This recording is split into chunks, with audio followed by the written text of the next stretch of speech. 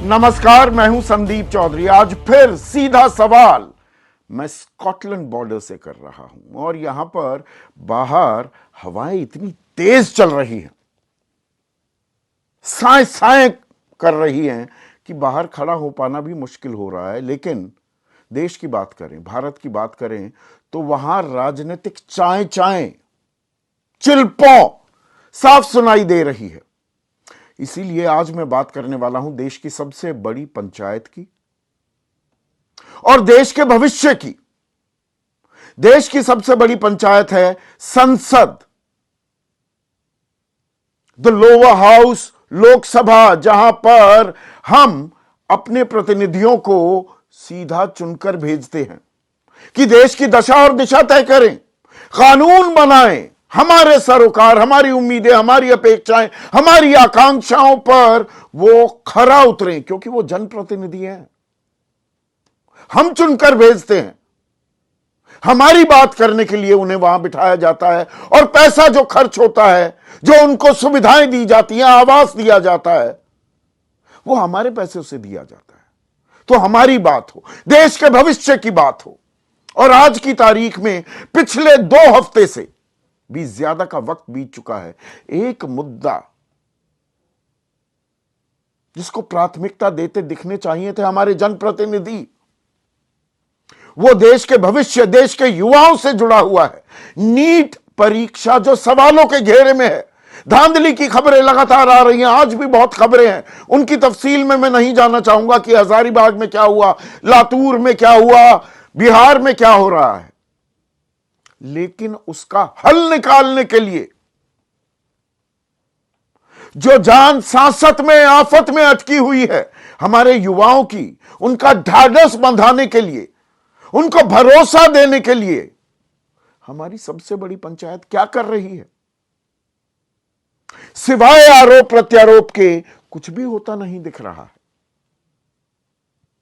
संसद में तफसील में आगे जाऊं उससे पहले आपको बता दूं, लोकसभा की कार्रवाई में प्रति मिनट 2.5 लाख रुपए खर्च होते हैं और यह आंकड़ा भी बहुत पुराना है। दरअसल अभी ताजा आंकड़ा नहीं आया है, उससे ज्यादा खर्च हो रहे होंगे, यह मैं ताल ठोक कर कह सकता हूं, पर पुराने आंकड़े के हिसाब से ही सही।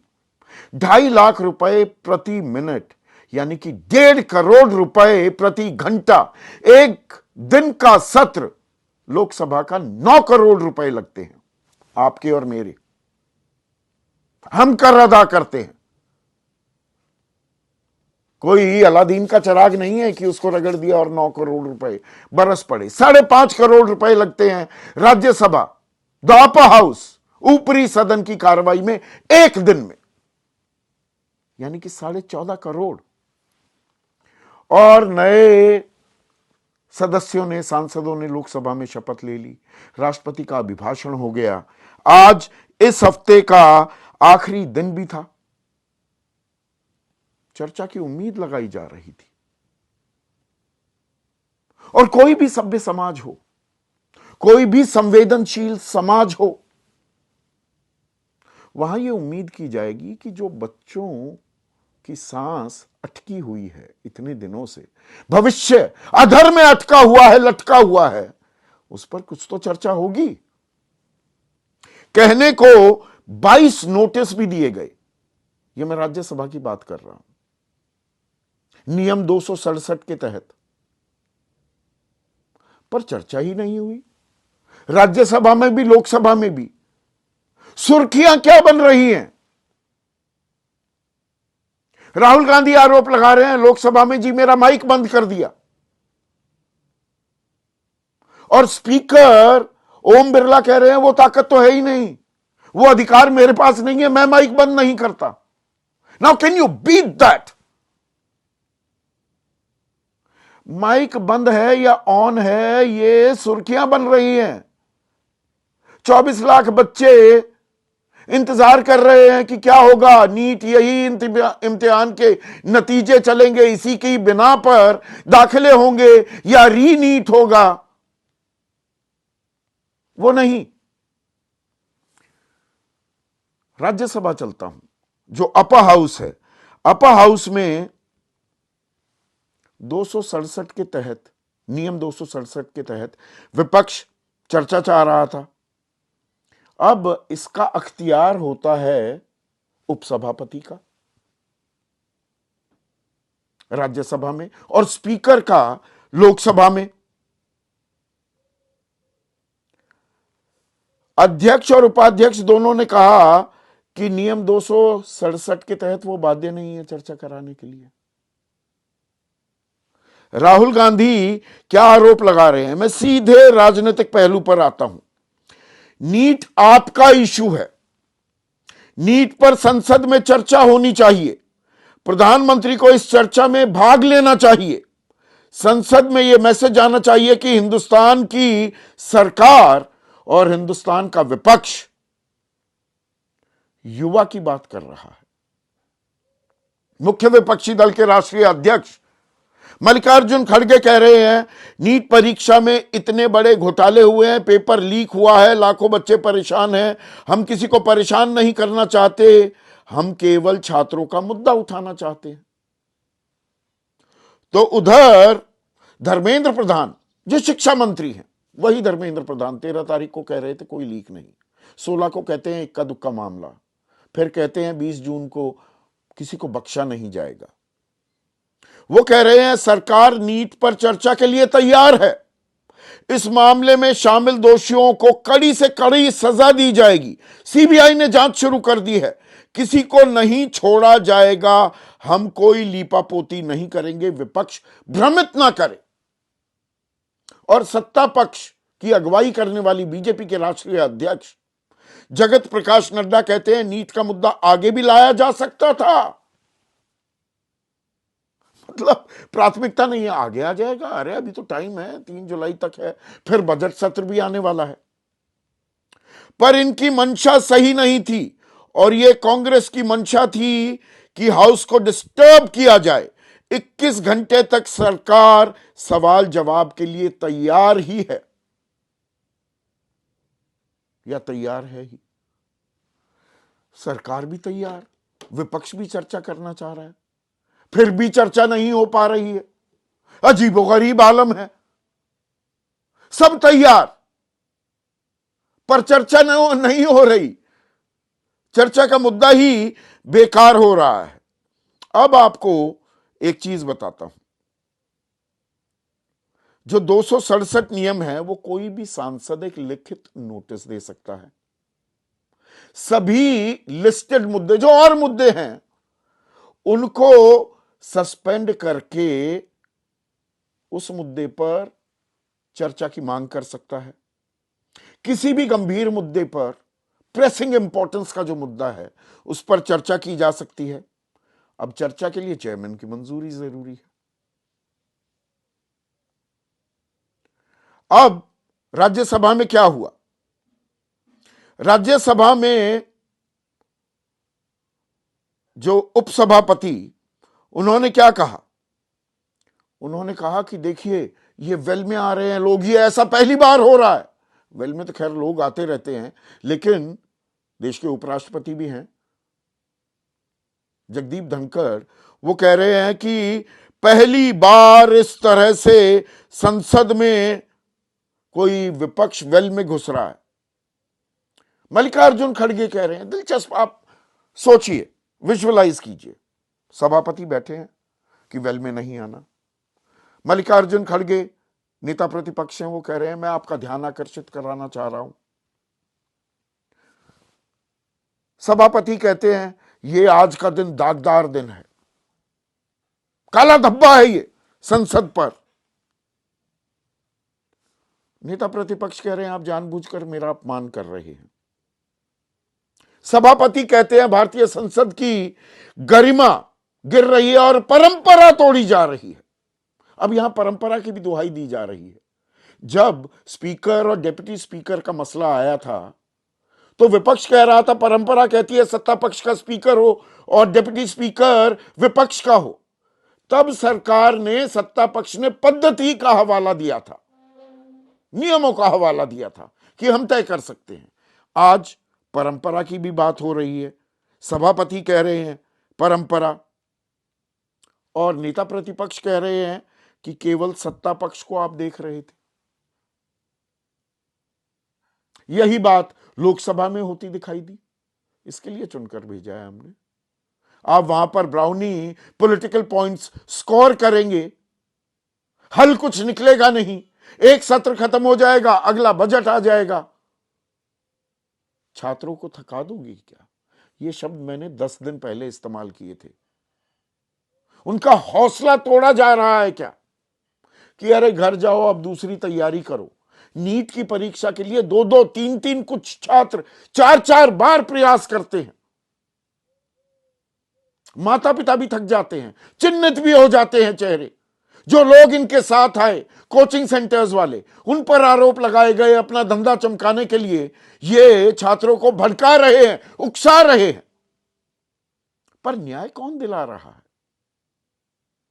इस सवाल का जवाब कोई देने को तैयार नहीं है। ऐसे में आज का सीधा सवाल, जब लीक हो रहा पर्चा तो संसद में क्यों ना हो चर्चा? लीक पर्चा तो करो चर्चा ना। और पब्लिक के पैसे का दुरुपयोग, दोनों तरफ से हठयोग, और इस हठयोग में फायदा किसका? देश का, देश के भविष्य का, युवा का, हमारे डेमोग्राफिक डिविडेंड का, किसका भला हो रहा है? और इसी पर चर्चा के लिए आज देश के वरिष्ठतम पत्रकार मेरे साथ हैं। बरसों खपाए हैं इन्होंने संसद को कवर करते हुए, राज्यसभा लोकसभा दोनों सदनों की कार्रवाई को कवर किया है। मेरे साथ विनोद शर्मा हैं, हिंदुस्तान टाइम्स के पॉलिटिकल एडिटर हैं। अभय दुबे जाने माने राजनीतिक विश्लेषक हैं। वरिष्ठ पत्रकार दिबांग, दबंग दिबांग कहता हूं मैं इन्हें। विनोद अग्निहोत्री एक और वरिष्ठ पत्रकार, किसी परिचय के मोहताज नहीं। और माफ कीजिएगा, इस पैनल में सबसे तजुर्बेकार, सीधी बात करते आए हैं और सीधा सवाल, उसका जवाब भी कई महीनों से देते आ रहे हैं। प्रभु चावला भी इस चर्चा में जुड़ चुके हैं। प्रभु, लीक पर्चा नहीं हो रही चर्चा समझ में आता है आपको? यह प्राथमिकता क्यों नहीं बन रहा? इसमें राजनीतिक वन अपमैनशिप क्यों हो रही है? संदीप, ये पहली बार नहीं हुआ। पार्लियामेंट के अंदर इंपॉर्टेंट इश्यूज हैं, उसके ऊपर सत्ता पक्ष और चर्चा करने के लिए तैयार नहीं हो। आप ले लें नरसिम्हा राव के जमाने से, पहले इंदिरा गांधी के जमाने से ले लें। जब भी कोई इंपॉर्टेंट विषय होता है जिसमें सरकार को लगता है कि उसके ऊपर अपोजिशन वाले हावी पड़ेंगे, वो उस विषय को चर्चा में लाने नहीं देती।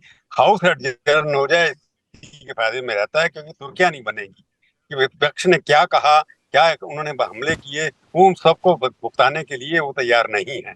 इसलिए ये कोई नई बात नहीं जो आप कह रहे हैं, पर ये बात ये है कि पार्लियामेंट के अंदर हमेशा पिछले 50 साल से एक बन गया कि जब तक आप ये शाउट नहीं करेंगे, तो जो आम लोगों की पहलू हैं या जो उनकी समस्याएं हैं, उसके ऊपर कभी भी डिस्कशन कोई भी पॉलिटिकल दल नहीं करना चाहता। और सत्ता दल के लोग हमेशा ये है कि राष्ट्रपति का एक उन्होंने भाषण है, उसके ऊपर बहस करानी है, उसके अंदर राष्ट्रपति ने कहा है कि हमने क्या क्या किया और क्या क्या करेंगे, उसके बारे में चर्चा कराने में सत्ता पक्ष को फायदा ज्यादा होगा कि उससे ये चर्चा होगी, वाह वाह वाह, ये 300 सरकार जो तीसरी बार चुन करके आई है, उसको उसने कितना अच्छा काम किया, क्या करेगी। तो ये है कि हेडलाइन ग्रैब करने का कंपटीशन है कि सुर्खियों में कौन बनेगा, टीवी की या अखबारों में, उसके ऊपर चर्चा होती है, ना कि नीति के ऊपर। नीति के ऊपर तो बहाना है, परंतु अटैक तो करना सरकार के ऊपर, हेडलाइन सरकार निशाना ग्रैबिंग जो है। आप कह रहे हैं, इससे ज्यादा प्रभु प्रभु इससे ज्यादा दुखद पहलू हो सकता है कि सुर्खियां क्या बन रही हैं कि जी राहुल गांधी कह रहे हैं मेरा माइक बंद कर दिया, स्पीकर कह रहे हैं ये तो मेरे पास हक ही नहीं है। आजकल सुर्खियां, पिछले सत्रों में भी हमने देखा कितनी देर मुझे कैमरे में कैप्चर किया गया। जी सत्ता पक्ष के लोग, उनकी तरफ तो कैमरा बना रहता है, हमारे वक्त में कैमरा हम पर लगाते ही नहीं, वो पैन होता रहता है। अरे भाई, आम आदमी की बात कब करेगा, कौन करेगा, इसीलिए तो भेजते हैं संसद में। आप संदीप टीवी पे देखें और सोशल मीडिया पे सोचे, तो आजकल पर्सनैलिटी के ऊपर अटैक चल रहा है। इश्यू की बात करते नहीं है कि वो हमारे को बोली देते, वो कहते हैं कि आप बोलना नहीं चाहते, आप हाउस को चलाना नहीं चाहते थे। आपने कहा कई करोड़ों का घाटा होता है, हर रोज इतने 2,40,000 रुपए 1 मिनट के ऊपर खर्च होते हैं। परंतु हेडलाइन मैं फिर रिपीट करूंगा कि आजकल ये है कि गला कितना चिल्ला करके आप बात करते हैं, और हो क्या रहा है कि सत्ता पक्ष की तरफ से अब ये लगातार कोशिश हो रही है पिछले कई डिकेड से कि वो अपोजिशन को बोलने का मौका ही नहीं देते। क्योंकि अब यह कंपटीशन ये है कि आप किसकी आवाज को बंद कर सकते हैं, ना कि किसी की आवाज सुन सकते हैं। तो ये एक कंपटीशन जो हो रहा है कि मैंने आपको नहीं बोलने देना, और दूसरी तरफ से ये कोशिश है कि हम शोर मचाते रहेंगे, हाउस के बेल में चले जाएंगे, तो मुद्दे जो हैं वो गौड़ हो जाते हैं। और अखबारों में हेडलाइन चलती है कि अखबारों ने ये काम नहीं होने दिया, वो नहीं होने दिया। नीति के ऊपर डिस्कशन होना चाहिए, परंतु क्या कांग्रेस वालों को जब अपोजिशन सरकार ने कहा कि हम नीति के हर पहलू पर डिस्कस करने के लिए तैयार हैं, तो राष्ट्रपति के भाषण पर हो जाए चर्चा एक बार, उसके ऊपर आप बोल दीजिए, उसके अंदर भी मौका मिल सकता है आपको नीति के ऊपर बोलने का। परंतु कांग्रेस का एक पक्ष आता है कि नहीं, पहले नीति डिस्कशन हो, क्योंकि 28 लाख पर जो लोग बच्चे हैं उनका भविष्य का इन्वॉल्व है, तो फ्यूचर वोटर्स जो हैं उनके भविष्य का इन्वॉल्व सारा का सारा इश्यू बनता है। तो जब राष्ट्रपति का भाषण होता है उसके ऊपर किसी भी इश्यू को उठा सकते हैं अपोजिशन की तरफ से, क्योंकि उनके नंबर भी अब बहुत हैं, 240 के करीब उनके पास हैं, बाकी पार्टियां भी हैं, प्रोपोर्शनेट टाइम मिलता है हर एक को तो ये बोलने का। जबानी तो जमा अगर उन खर्च हम 200 क्यों करते हैं? मैं आज जो करते प्रभु, मैं थोड़ा दार्शनिक हो रहा हूं, थोड़ा आइडियलिस्टिक हो रहा हूं, आदर्शवादी हो रहा हूं। जब ये बड़ी बड़ी बातें की जाती हैं कि सर्वसम्मति से चलाया जाए, सहयोग हो, कंस्ट्रक्टिवली हम सरकार के साथ सहयोग करते दिखाई देंगे, ये जुबानी जमा खर्च करते क्यों हैं फिर नेता? बड़ा स्पष्ट है ना इसको कि बंद करना चाहिए ना। ज, दार्शनिक आपकी बात बिल्कुल ठीक है। मुद्दा क्या है? बच्चों का है। आपके बच्चे या अपोजिशन के बच्चे या रूलिंग पार्टी के बच्चे, तो बच्चे एक ही है ना, उनके भविष्य का सवाल है।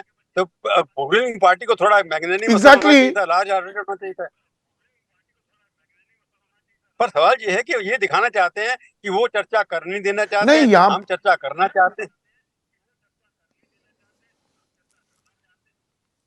नहीं नहीं, जी, यहां पर 22 जब नोटिस दिए गए हैं राज्यसभा में नियम 267 के तहत, ठीक है, चेयरमैन का अख्तियार है। जेपी नड्डा जो राष्ट्रीय अध्यक्ष हैं बीजेपी के, वो कह रहे हैं कर लेंगे चर्चा। अरे क्या पंडित से मुहूर्त निकलवाओगे? कर लेंगे चर्चा, अभी कर लीजिए ना। 2-3 घंटे आज ही चर्चा हो जाती, किसी नतीजे पर पहुंचता सदन, एक यूनाइटेड वॉइस में, एक संयुक्त सुर में यह कहता कि भाई हां, हम दोषियों को बख्शेंगे नहीं, हम भरोसा दिलाते हैं इन 24 लाख बच्चों को, इनके परिवार वालों को, कि हम 2 दिन में, 4 दिन में, 10 दिन में एक अंतिम नतीजे तक पहुंच जाएंगे। इसमें कौन सी रॉकेट साइंस है? संदीप, जब राजनीतिक रोटियां सेकी जा रही हैं उसके अंदर ये तय नहीं होगा कि पार्लियामेंट किस तरह से चलनी है। पार्लियामेंट का मैंडेट है कि पब्लिक के इश्यू को डिस्कस, पार्लियामेंट बनी किस लिए? राष्ट्रपति का अभिभाषण हुआ है, उसके ऊपर डिस्कशन हो सकती है, परंतु इस इश्यू एग्जैक्टली के अंदर जिसके अंदर 28 बिल्कुल होनी चाहिए, ये 28 लाख बच्चों की जो चर्चा है उसके ऊपर चर्चा करने में क्या परेशानी है? सरकार की तरफ, सरकार ने मांगा, हमसे गलती हुई है, उन्होंने इंक्वायरी कमेटी भी अपॉइंट कर दी है, दोबारा से टेस्ट भी कर लिया है, तो अपोजिशन की तरफ से कोई कंस्ट्रक्टिव सुझाव आ सकते हैं, कमेटी भी आपने बनाई है। परंतु सरकार का ये निश्चय, सरकार अभी भी समझती है कि हम डिक्टेट करेंगे। फ्लेक्सिबिलिटी डेमोक्रेसी में होना जरूरी है। जिस डेमोक्रेसी में फ्लेक्सिबिलिटी नहीं होगी और एरोगेंस दोनों तरफ से होगी, डेमोक्रेसी को सबसे खतरा उसके अंदर है जब पार्लियामेंट के अंदर भी लोग जिद पे अड़क जाते हैं और फ्लेक्सिबिलिटी नहीं करते। Parliament is a meant for debate and dialogue. Debate and dialogue जब खत्म कर देंगे तो पार्लियामेंट्री डेमोक्रेसी को इससे ज्यादा खतरा नहीं है। और पार्लियामेंट किस लिए होती है? कि जो देश के मुद्दे हैं, जिसके प्रति लोग चिंतित हैं, जिनके भविष्य का सवाल है, उसको पहले सुनना चाहिए। राष्ट्रपति का अभिभाषण तो बाद में भी हो सकता है, परंतु दोनों की तरफ से फ्लेक्सिबिलिटी होनी चाहिए कि पार्लियामेंट सेशन 2 तारीख को खत्म होने वाला है बिल्कुल। या 3 तारीख खत्म हो चल, इसलिए वो प्रायोरिटीज गलत है। उनकी बिजनेस एडवाइजरी कमेटी होती है, तो उसके अंदर बैठ करके डिस्कस कर सकते हैं। विनोद शर्मा, जो ये नियमों की दुहाई दी जाती है, अरे नियम तो हमारे लिए बनते हैं ना, संसद हमने बनाई है, हमने भेजा है इन लोगों को वहां पर। अब वो 267 में है, 22 नोटिस दिए हैं, जी आप वेल में क्यों आ गए? दूसरे कह रहे हैं हम ध्यान आकर्षित करना चाह रहे हैं। ये बाल की खाल कब तक निकलती रहेगी? और इस हठ योग से किसका फायदा है?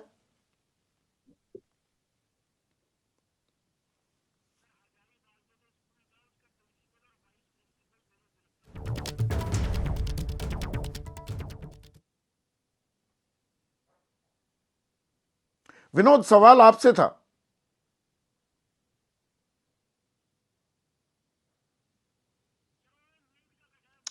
अनम्यूट कीजिए विनोद, आपने अनम्यूट करना होगा जी। हाँ हाँ सॉरी। हाँ हाँ yes yes yes. Mic on कर लिया। हाँ हेलो। हाँ hello, can you hear me now? Can you जी hear me now? I can.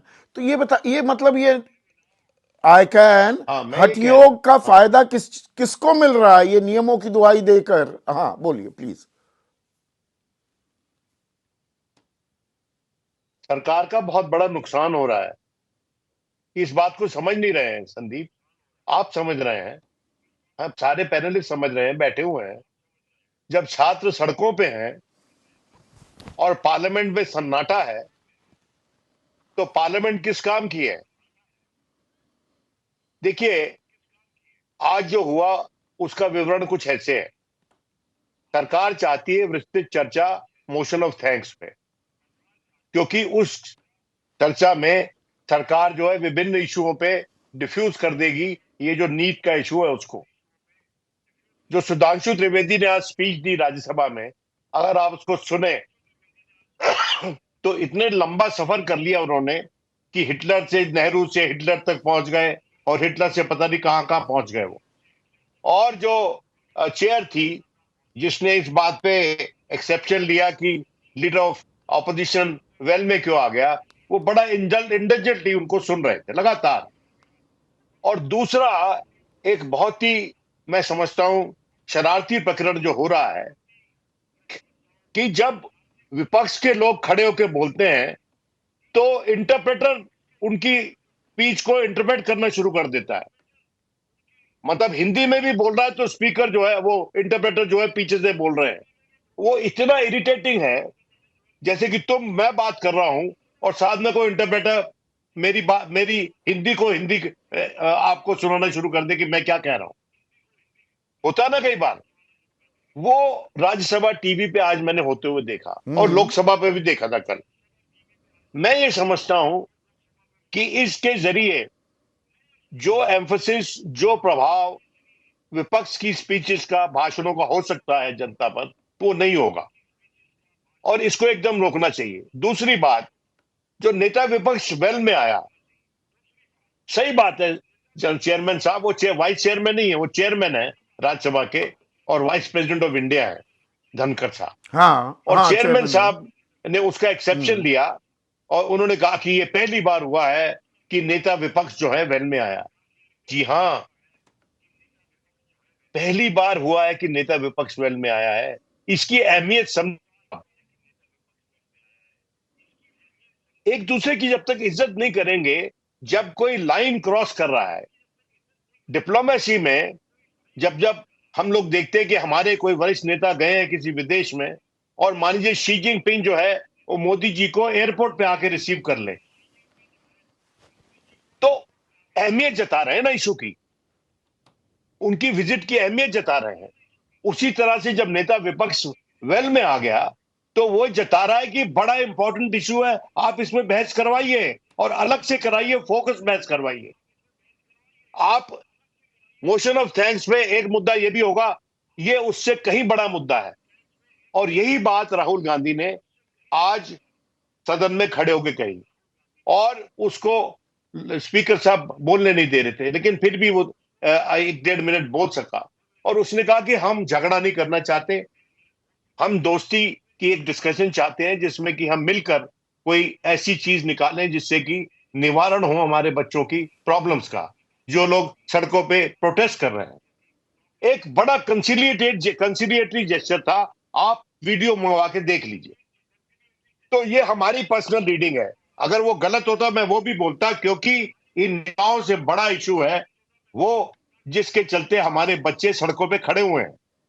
और अगर पार्लियामेंट उस पर डिस्कस नहीं कर रही है, पर ये अगर उस तनातनी पे हो रही है ना विनोद, लब्बो लुबाब क्या निकलता है कि तनातनी है, आपस में अटके हुए हैं, डिस्कशन हो पाएगी क्या? या विपक्ष भी, they have to be better coordinated, better organised. उनको भाई सत्ता पक्ष डिले करने की कोशिश करेगा, जगत प्रकाश नड्डा कह रहे हैं चर्चा कर लेंगे, वो पहले नहीं करना चाहते, उसका आपने विवरण भी दिया कि बाकी एक होलिस्टिक देखो, पिक्चर जब अभिभाषण के थैंक्स पर, धन्यवाद प्रस्ताव मेरी पर चर्चा होगी, नहीं नहीं बहुत सारी मैं- चीजों में एक नीट पर भी करा ले, तो विपक्ष को भी रास्ता निकालना पड़ेगा, या हठयोग से फायदा किसका? मैं फिर से अपने पहले सवाल पर ही आ रहा हूं। संदीप संदीप, मैं तुमको ये कह रहा हूं कि this is a test for the chairs. ये मौका है स्पीकर के लिए कि एक पक्षपाती पोजीशन से उठकर ये फैसला ले कि हाँ, मैं डिस्कशन देता हूं नीट के मुद्दे पर। और उधर चेयरमैन साहब बोले, चेयरमैन साहब बहुत ही ज्ञानी आदमी हैं और उनकी जो भाषण है उनकी ड्यूरेशन ज्यादा होती है विपक्ष के भाषणों से।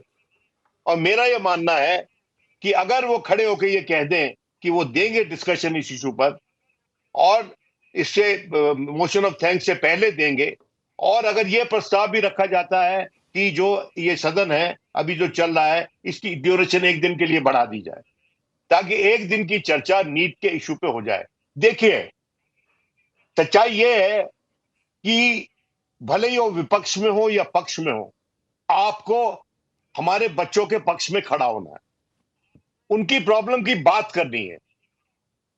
ये परिवार की तरह होता है। अगर बच्चा हमारा एक्सीडेंट में कहीं जख्मी होके आ गया है, तो क्या आप अपनी वाइफ को या मैं अपनी वाइफ को ये कहूंगा कि हमने तो वहां किसी और के घर जाना था, वो बड़ा अहम विजिट था, तो पहले वो कर लेते हैं, बाद में दिखा देंगे बच्चे को? ऐसे कभी होता है क्या? Politics so much like personal life, day to day life. और मैं समझता हूं कि हमको, आप सबको, और वहां के सदन के जो चलाने वाले हैं, जो चेयर्स हैं, उनको इस मुद्दे पर कुछ ऐसा कुछ कर गुजरना है जिसके चलते सरकार भी जागे। और ये this is the time for the chairs to nudge the government कि नहीं, आप ऐसा करें, इस पे चर्चा करवा लें, ये बात सही होगी, इस पे चर्चा करा लें, अदरवाइज बहुत ही विपक्ष will run away with the credit. बेहतरीन उदाहरण आपने दिया है विनोद, कि घर में बच्चे को चोट लग जाए और माता पिता दिबांग ये कहने लगे कि नहीं नहीं, आज तो वो फलाने फंक्शन में जाना है, वो ज्यादा जरूरी है। कुछ ये हो रहा है कि are we missing the woods for the trees? जी हाँ, बिल्कुल सही है, ये ज़रूरी है। पर आप ये देखिए, इसका उल्लेख ज़रूर करना चाहिए कि राष्ट्रपति ने स्वयं नीट की पेपर लीक पर भाषण दिया। अपने भाषण में उन्होंने उल्लेख किया, उन्होंने कहा कि मैंने देखा है कि ये पेपर लीक हुए हैं। उन्होंने कहा कि लोगों को, छात्रों को अपनी प्रतिभा दिखाने का पूरा मौका मिलना चाहिए, इसमें शुचिता होनी चाहिए, पारदर्शिता होनी चाहिए। उन्होंने कहा कि देशव्यापी कानून बनना चाहिए, सख्त कानून बनना चाहिए, और सभी पार्टियों को पॉलिटिक्स से ऊपर उठकर इस पर बात करनी चाहिए, मिलकर इसको करना चाहिए। अगर राष्ट्रपति स्वयं कर रही हैं, और आपको ये भी, अगर आपने देखी हो वो स्पीच लाइव, तो लगातार विपक्ष वाले नीट पर नारा लगा रहे थे जब ये कहा जा रहा था। एक बार तो राष्ट्रपति को रुककर कहना पड़ा, सुनिए मेरी बात सुनिए। राष्ट्रपति ने ऐसा भी कहा सांसदों को, जाहिर है सांसदों में इसको लेकर उत्तेजना है, गुस्सा है। राष्ट्रपति जब स्वयं कह रही हैं तो क्या मुश्किल है इसके डिस्कशन में? ये तो राष्ट्रपति के अभिभाषण का अंश है, महत्वपूर्ण अंश है। और छात्रों ने, अगर आप सोशल मीडिया पर देखें तो लोगों ने इसको कट करके इस क्लिप को लगातार, बहुत जितने भी जो छात्र हैं उन्होंने इसको इस्तेमाल किया और कहा कि राष्ट्रपति का सपोर्ट है उनको। अब जब राष्ट्रपति का उनको सपोर्ट है, समर्थन है, तो इसमें विपक्ष उठा रहा है, तो इसमें समस्या मुझे नहीं समझ में आ रही कि कहाँ हो रही है। विपक्ष को भी ये कहना चाहिए था, स्वयं राष्ट्रपति ऐसा कह रही हैं, राष्ट्रपति का आदेश है हमको कि हम ये करें। वो कह रही है कि इसमें शुचिता और पारदर्शिता होनी चाहिए, जो नहीं है जाहिर है। तभी वो कह रही है कि एक देशव्यापी कानून बने, दोषी हैं उनको सख्त से सख्त सजा हो। तो ये एक बात बहुत महत्वपूर्ण है मेरे ख्याल से, जो आज आ सकती थी, जो एक बल दे सकती थी, जो ये बताती है कि स्वयं राष्ट्रपति इसको लेकर चिंतित हैं, जो ये बताती हैं, जो आज आप भावुक हो रहे हैं। मैं देख रहा हूँ कि आप भावुक हो रहे हैं संदीप। ये मुद्दा ही ऐसा है। आप देखिए, नीट की तैयारी में मैं देख रहा था कितने लोग सुसाइड कर रहे हैं। बच्चे, कहीं उम्मीद नहीं नजर आती उनको। एक हताशा है, निराशा है, गुस्सा है कि हम लोग बार बार कोशिश करते हैं। पुराने मेरे जो फ़ोन में जो पुराने जो छात्रों से कहीं कहीं से नंबर ढूंढ ढूंढ के मेरे पास मैसेजेस आ रहे हैं कि सर इस पर आप लोगों को ज़रूर करना चाहिए, ज़रूर करना चाहिए। आपने अच्छा किया कि आज ये शो किया। मैं ये कह रहा हूँ कि एक गुस्सा है, हताशा है, निराशा है। देखिए, एक मैं छात्र से बात क्या कह रहा है कि सर हम लोग तैयारी करके जाते हैं, पैसा लगता है उसका। अब वो हम एग्ज़ाम देते हैं, लगता है ठीक ठाक गया पेपर, और फिर पता चला ये तो लीक हो गया। अब फिर अगले बार की तैयारी करो, उसका पैसा लगता है। वो पैसा कौन लाएगा? पैसा तो लाएगा उनका जो समय जाता है, महीनों जो बर्बाद होते हैं, साल दो बर्बाद होते हैं, वो कहां से आएगा? नेताओं को मेरे ख्याल से सब काम छोड़कर इस पर डिस्कशन करना चाहिए। राष्ट्रपति जी ने स्वयं कहा है इस पर डिस्कशन करिए, नया कानून बनाइए, अच्छा कानून बनाइए तो जरूर बनाना चाहिए। राष्ट्रपति की बात को अनदेखा नहीं करना चाहिए, चाहे वो विपक्ष हो या पक्ष हो। मेरा ये साफ मानना है। आप भावुक हो रहे हैं, सही बात है, सही मुद्दा नहीं, है, और बड़ा जनता मुद्दा है। जनार्दन, नहीं, मैं थोड़ा बड़ा खाका भी खींचना चाहूंगा दिबांग। हम जनादेश, जनता जनार्दन है जी, आम आदमी जनता जनार्दन है, जनता ही जनार्दन, हम भगवान हैं। इस लोकतंत्र के, प्रजातंत्र के, जमहूरियत के हम अपने नुमाइंदे भेज रहे हैं। किस लिए भेज रहे हैं? ये जो पैसे खर्च होते हैं, 2.5 लाख रुपए प्रति मिनट, 1.5 करोड़ रुपया प्रति घंटा, 9 करोड़ रुपया प्रतिदिन सिर्फ लोकसभा में, 5.5 करोड़ राज्यसभा में, 14.5 करोड़ वो हमारे ही पैसे हैं। हमारे ही मुद्दों पर अगर चर्चा नहीं होगी, और मैं संसद की अवमानना नहीं कर रहा हूं, पर मैं मजबूर हो रहा हूं ये पूछने के लिए, फिर ऐसी संसद की क्या जरूरत? जी आप बिल्कुल सही कह रहे हैं। मेरे ख्याल से सभी ये पूछ रहे होंगे आज देश में कि कैसी संसद है कि लोगों को बात नहीं करने देना चाहती। 24 लाख छात्र जो हैं, उनके परिवार जो इससे जुड़े हुए हैं इस मुद्दे से, उनकी बात नहीं उठाई जा सकती। ये कैसी संसद है जिसमें लोग आत्महत्या करें? छात्र, युवा छात्र जो देश का भविष्य हैं, भारत जो कि सबसे युवा देशों में है, 50% आपकी आबादी 25 साल से कम है, वहां आप विश्व गुरु की बात करते हुए आप एक परीक्षा नहीं ठीक से कर पाते। लगातार पेपर पे पेपर लीक होते हैं, और वहां बातचीत भी आप नहीं कर सकते। भारत की सबसे बड़ी अदालत में, सबसे बड़े मंच पर, संसद में इस पर बातचीत भी नहीं हो पाती। कोई नेता बोलता है तो उनके माइक ऑफ हो जाते हैं। ये तो बहुत शर्मनाक और बड़ी दयनीय एक तरीके से स्थिति है कि अगर इस तरह से ये नहीं, सब चल मेरी रहा है। ये समझ से परे। देखिए, कहने को सरकार, मैं सरकार के दावों को फेस वैल्यू पर भी लूं दिबांग कि जी एनटीए की समीक्षा करने के लिए एक समिति का गठन भी हो गया। इसरो के पूर्व चेयरमैन उसके अध्यक्ष हैं, रणदीप गुलेरिया जैसे जो एम्स के डायरेक्टर रह चुके हैं, ऐसे लोग हैं।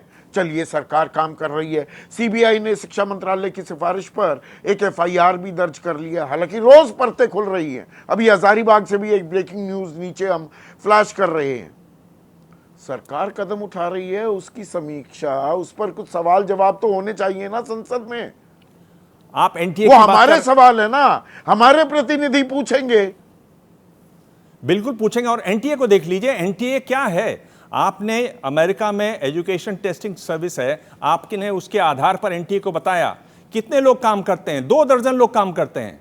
अमेरिका में उस विभाग में 200 लोग काम करते हैं। आपने पिछले साल 1 करोड़ 30 लाख छात्रों की परीक्षा ली। आप 1000 करोड़ की फीस वसूल करते हैं। आपने पर्चा बनाना, पर्चे को डिस्ट्रीब्यूट करना, सिक्योरिटी प्रोटोकॉल, रिजल्ट सब आपने आउटसोर्स कर दिया। आपने कैसी व्यवस्था बनाई? और यह व्यवस्था कब बनी? 2018 में यह बना एनटीए। इस पर चर्चा होनी चाहिए ताकि आगे भविष्य में इस तरह से न हो, छात्र निराश न हो। अगर देश का भविष्य ही निराश होकर आत्महत्या करेगा, घर बैठेगा, टूट जाएगा कि कहीं से कोई समर्थन नहीं है। आज जो युवा छात्र देख रहे हैं वो क्या देख रहे हैं कि हमारी आवाज पार्लियामेंट में उठाई जाती है तो वहां नेता लोग हमारी आवाज उठाने वाले की आवाज बंद कर देते हैं। इस पर चर्चा नहीं चाहते वरिष्ठ लोग, नेता लोग, मंत्री लोग इस पर चर्चा नहीं चाहते। मेरे ख्याल से यह समय है उनको हिम्मत देने का, उनको बताने का कि हम आपके साथ हैं।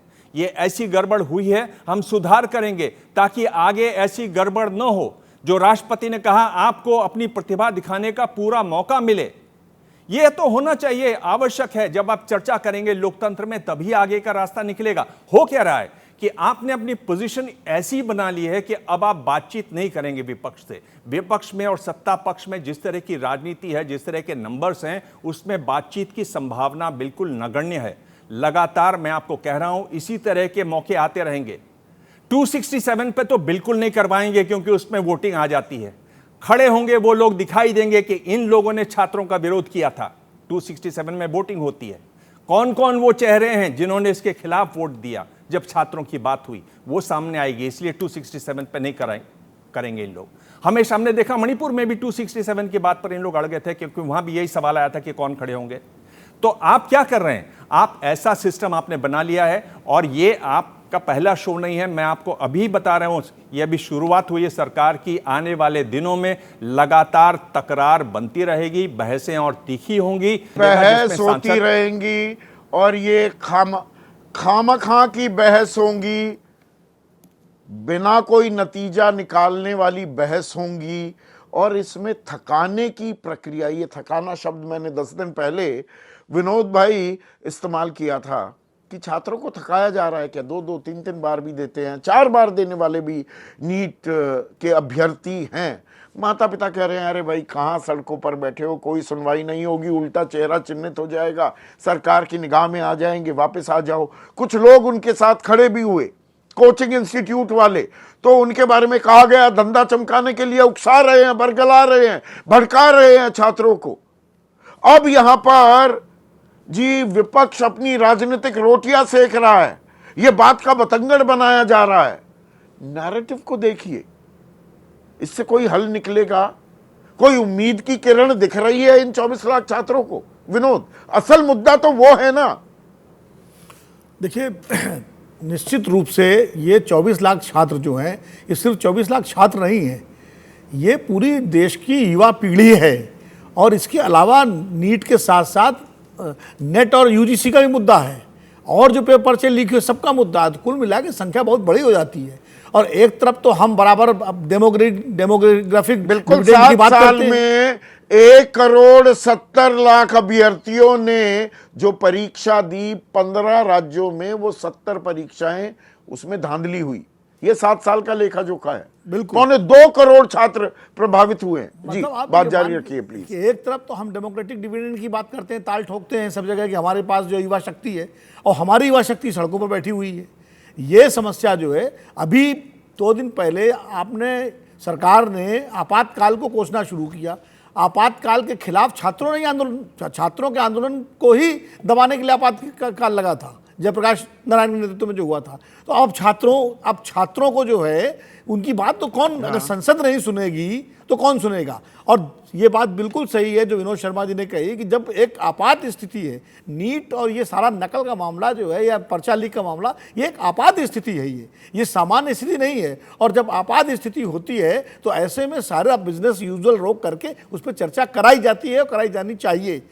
अब किस नियम के तहत कराएं, वो एक अलग मुद्दा हो सकता है। मणिपुर में था कि प्रधानमंत्री आके जवाब दें, वो जिद थी विपक्ष की, और सरकार कहती थी नहीं, गृह मंत्री देंगे। बाद में अविश्वास प्रस्ताव ले आए, अभी तो संसद शुरू हुई ये है। नियमों की बात, एक मिनट विनोद भाई, ये नियम हमारी सुविधा के लिए होते हैं, हमें उलझाने के लिए बनाए जाते हैं?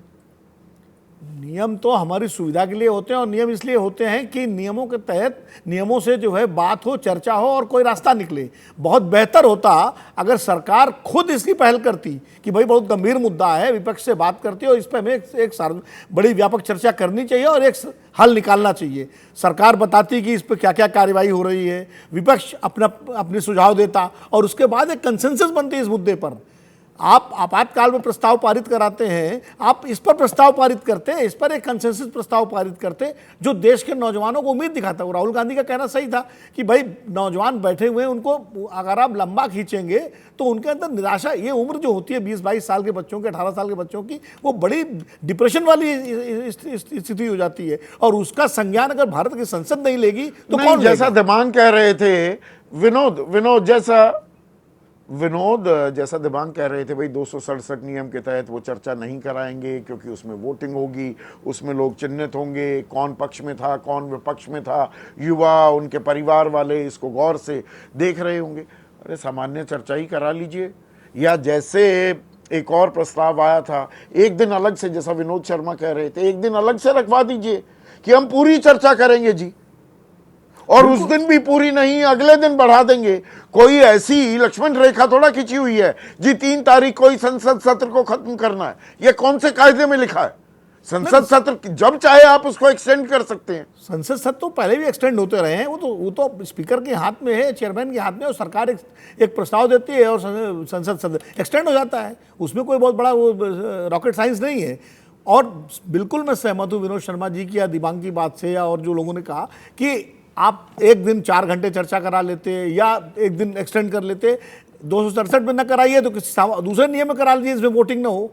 और वोटिंग की जरूरत क्या है? जब सवाल तो यह है कि कंसर्न जो है वो सामने आना चाहिए और एक इसका समाधान निकलना चाहिए। एक कंसर्न और एक कंसेंसस क्यों नहीं बिल्कुल बिल्कुल अभय, ये कंसर्न एक चिंता, एक संवेदनशीलता, और कंसेंसस एक सर्वसम्मति एक ऐसे मुद्दे पर, इसमें तो दो राय नहीं हो सकती ना। कोई आदमी ऐसा आपको मिल सकता है क्या देश में, राजनेता की बात छोड़िए, वो कहे कि नहीं यहां पर छात्रों को इंसाफ नहीं मिलना चाहिए? फिर हम इसको इतना कॉम्प्लिकेट, इसको इतना पेचीदा क्यों बना रहे हैं? पेचीदा है नहीं संदीप जी। मेरा निवेदन ये है कि पेचीदा नहीं है। ये सरकार कह रही है कि हमारी सरकार पिछली सरकार की कंटिन्यूटी में है, तो पिछली सरकार की कंटिन्यूटी शब्द इस्तेमाल हो रहा है, मैं अंग्रेजी का ही शब्द बोल रहा हूं। पिछली सरकार की कंटिन्यूटी में है, इसका मतलब है कि पिछली लोकसभा में जो होता था वो इस लोकसभा में भी होगा।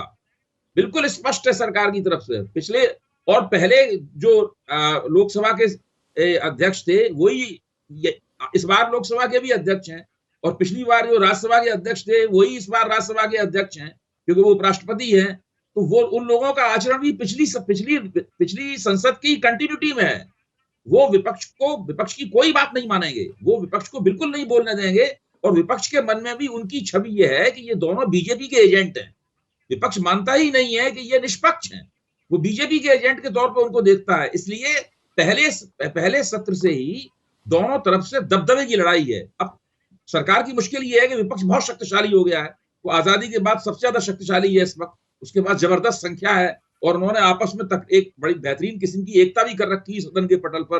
तो लगातार इसके ऊपर जद्दोजहद होगी, और पहले सत्र में ही विपक्ष ये तय कर देना चाहता है कि हम सरकार के दबदबे के नीचे नहीं झुकेंगे। नहीं। पिछली बार जिस तरह हमें पर अब है सरकार अपनी एक मिनट सुनिए ना, अब है सरकार अपनी मजबूती दिखाएगी कि हम तो पहले की तरह चल रहे हैं, चाहे हम 32 दूर रह गए, बीजेपी की खास बात कर रहा हूं मैं, बहुमत के आंकड़े से, वो अपनी मजबूती दिखाने पर आमादा है, और विपक्ष वो 234 पर ही सिमटा है, सब कुछ मिलाकर वो अपने बल पर वो भी ऐसे एक्ट कर रहा है जैसे सरकार तो उनकी बन ही गई थी, वो अपनी मजबूती की ताल ठोक रहा है।